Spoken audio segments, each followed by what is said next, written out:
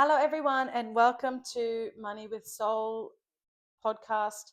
My name is Ammie, and I am your host. And today we are here in my little abode in the Gold Coast hinterland. And I wanted to chat about today something that I feel like I'm being bombarded with, I guess. Maybe it's just, you know, um, my algorithm on socials or whatever it is, but around sovereignty. So, a big part of the soul money map and part of what we do with helping families and individuals feel financially free and change the way they manage their money is to talk about this idea of sovereignty. And I think I wanted to touch on this because it's a relatively new term in this space. Probably not so much for some people because I think it probably dates way back. And I actually do want to grab something. Hang on, because I wrote down what the meaning was. So, sovereignty is the supreme, absolute, and independent authority of a state to govern itself, manage its internal affairs, and act independently in international relations. The now other also known as supreme power or authority. And I think it's something good to understand because I feel is financial sovereignty about disconnecting from the world, or is it about something much deeper? So I think in the context of where people are at, we're really seeing a lot of turmoil in the world at the moment.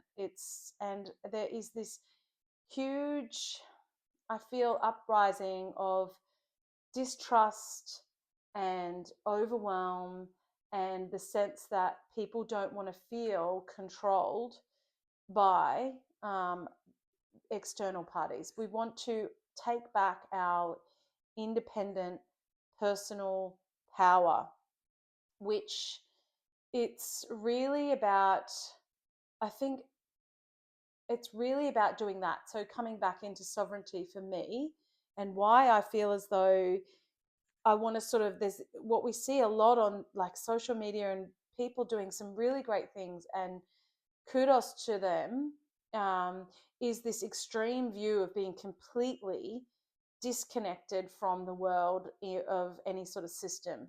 Um, and understandably, that there's this frustration and information overload and this sense of, we actually don't know what things are anymore. We can't discern what's true or what's for someone else's gain, and so this whole separation from complete systems in the world is this sovereignty and going back to the land and being self-sufficient, and all of those things are really good. But I just have a challenge with that because I feel as though we can broaden our view around feeling of knowing and having authority over ourself and our life and our finances, and knowing where our money's going and what the purpose of the money is, and finding more of a personal definition. um, it feels more aligned to where we sit in my family, because I think that when you feel that independence come, like for us, we want to grow our own food, for example. It's something that we're on this journey about learning about all of those things. We have chickens and we've moved to this farm. We want this more simple lifestyle, but also to be more self sufficient. However, we also, at this stage of our life, want to be connected into the broader community. And, I see a lot of this sovereignty and separation from school systems and homeschooling. And as a family that's going through a journey of helping our son with some challenges that he has, and you do question the system and this the way that the system operates, because is that the best thing for them? And you sort of ask yourself all these questions, and we can get really caught up. But for us, separating from the system completely is not what would be right for us. So I wanted to bring this discussion around what financial sovereignty could mean in a way that is not so extreme. So um, it can be more about understanding and becoming aware of where we are being influenced without completely escaping it. Because that idea of rejecting something also gives that thing as equal amount of power as it is to have it completely be run by you. So, is the rejection from a place of authentic alignment, or is it a place from, no, we don't want anything to do with that, in which it also has as much power as having been completely involved in it? And I also think as well, there's so many great things in some of the systems, and we, by completely rejecting them, we also remove the connection to um, some really beneficial things. We don't have to do this alone. Uh, but what I will say is that my definition would be more of, it's the moment where we stop asking, what should I do with my money? And ask, what do I want my money to do for my life? And in that, I'm talking about financial sovereignty. So having complete authority or power over our financial situation.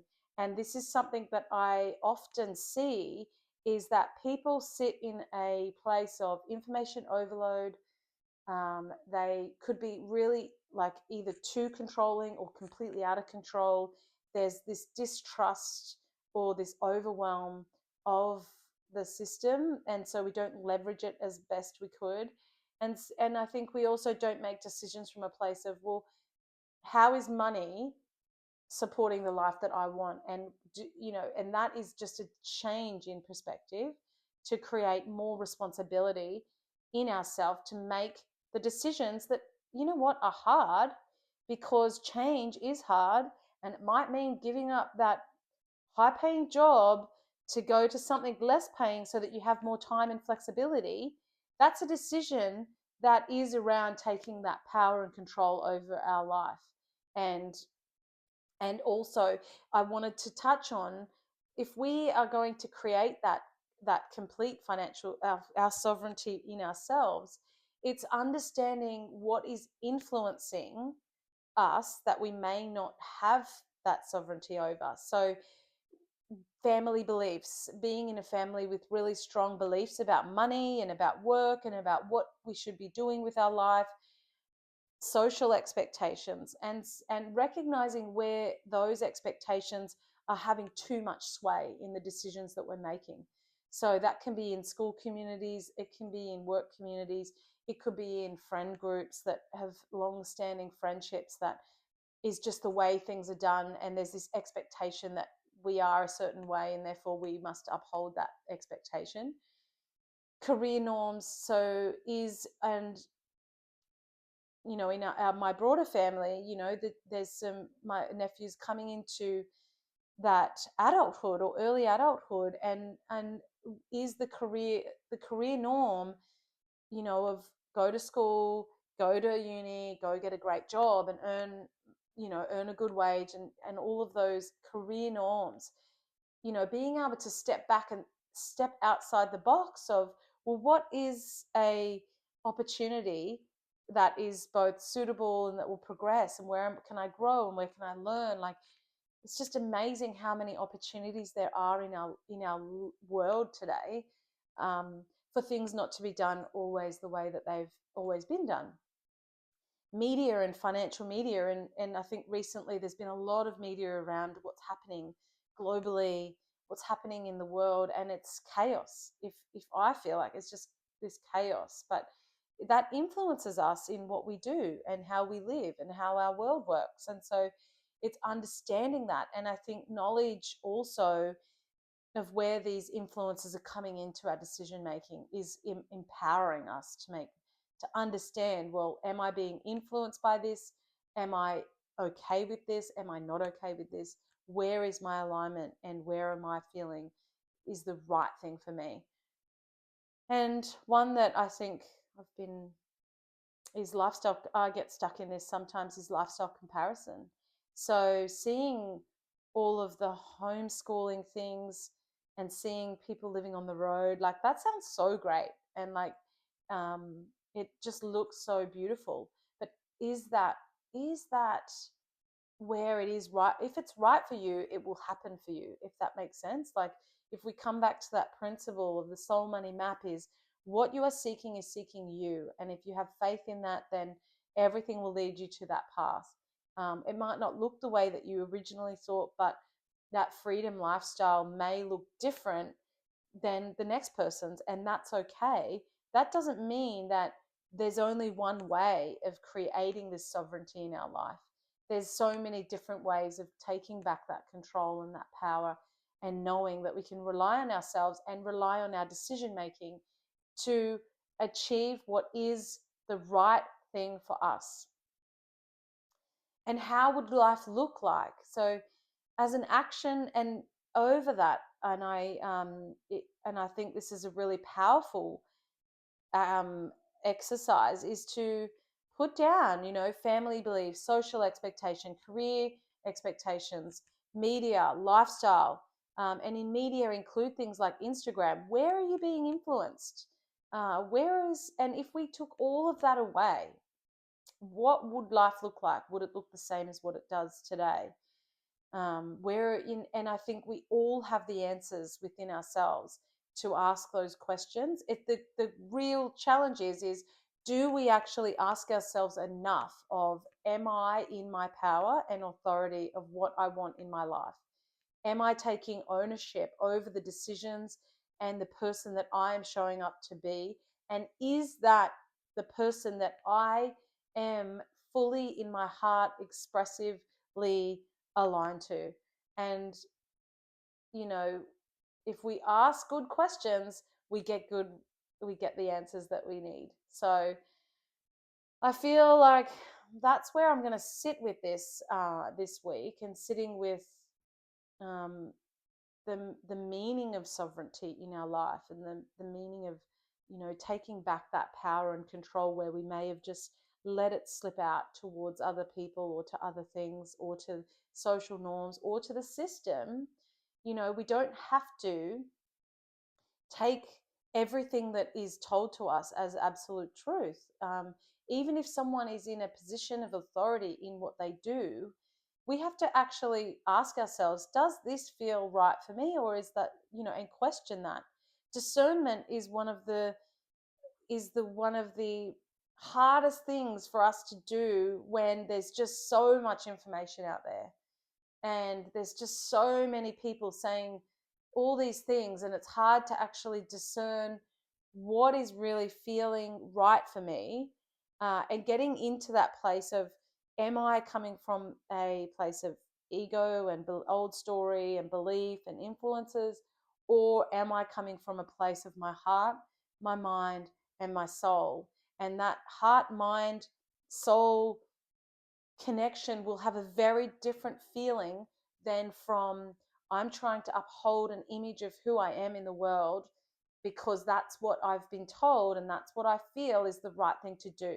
There's two different energies. So discernment is understanding that we can still be operating from this place with or without awareness of operating from that place. And it's not going to, without the awareness and without the work over here to really know where those stories are influencing us, we cannot get over here.